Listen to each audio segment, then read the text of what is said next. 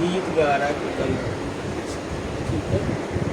अल्लाह फरमाता रोज़े ज़काते रहते सदकात करो, हज करो, उम्रे करो, और खुद कुछ भी नहीं कर रहा। एक काम कर रहा है, दुरूद पढ़ रहा है। दुरूद शरीफ में इतनी फजीलत है, और दुरूद इब्राहीम में तो बहुत ज़्यादा फजीलत है, ठीक है ना। तो जब शैतान को निकाला ना अल्लाह ने, तो शैतान ने कहा अल्लाह ताला मैं तेरे बंदों को बुरला दूँगा, उनको ख़राब करूँगा। तो अल्लाह फरमाते मेरे बंदे जो होंगे ना वो मेरे ही होंगे, वो कभी भटकेंगे नहीं, ठीक है। आपने ना एक बात की तो मुझे गुस्सा आता है, किस पे? इन पे निकालती इनके, आपका चेहरा नहीं आ रहा, पहली बात ये याद दहानी के लिए बातें होती हैं, बच्चे मेरे को देखते हैं और तबलीग भी होती है, ठीक है। अल्लाह कुरान में फरमा रहा है सबसे ज़्यादा औरतों से जहन्नम भरूंगा, ऐसा ही है। अल्लाह के नबी सल्लल्लाहु अलैहि वसल्लम फरमाते हैं गुस्सा मत करो, हराम चीज़ों से बचो। गुस्सा तो पहले ही चीज़ पड़ी है, हराम है, हराम से बचें, उसको बर्दाश्त करना ही बात है।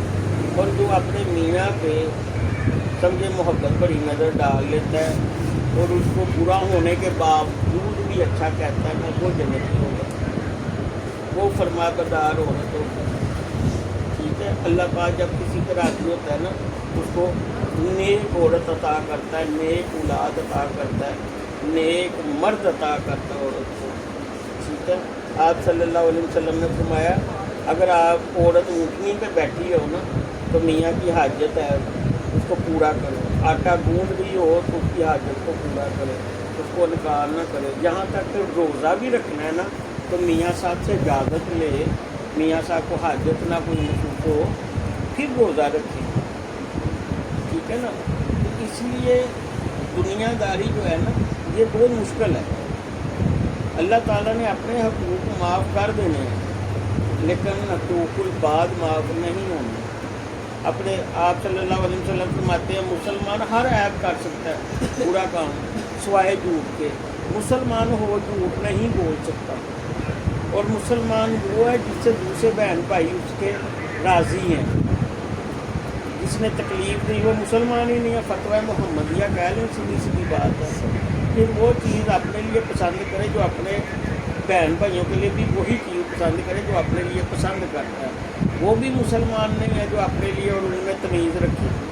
तो इसलिए ये चंद चीज़ों का अगर हम मद्देनज़र रख लें, अल्लाह और अल्लाह के रसूल की बातें मान लें, तो इंशाअल्लाह ताला दीन भी अच्छा है, इस्लाम भी अच्छा है, हमारे मसाइल भी अच्छे हो जाएंगे, हमारे वसाइल भी अच्छे हो जाएंगे।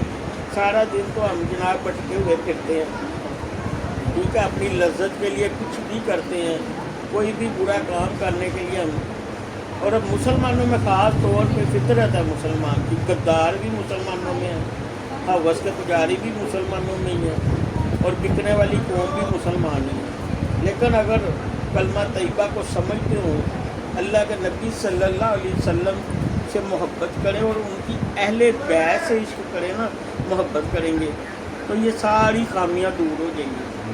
अब जिन्होंने हज़रत इमाम हुसैन अलैहिस्सलाम को शहीद किया, हज़रत इमाम हसन को शहीद किया, हज़रत अली अलैहिस्सलाम को शहीद किया, शहज़ादों को शहीद किया, बीवियों को शहीद किया, क्या कुछ नहीं हुआ।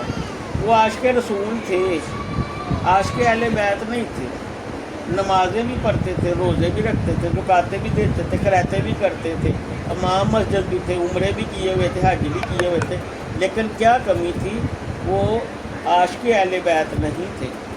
आपने फरमाया जो मेरे अहले बैत से इश्क करेगा ना, वो जन्नत में जाएगा, उसके अलावा कोई जन्नत में जाने का मजाज ही नहीं है। और जन्नत पाकों के लिए, नफीस लोगों के लिए, अच्छे लोगों के लिए, बुरे और गंदगी का उसमें काम ही नहीं है।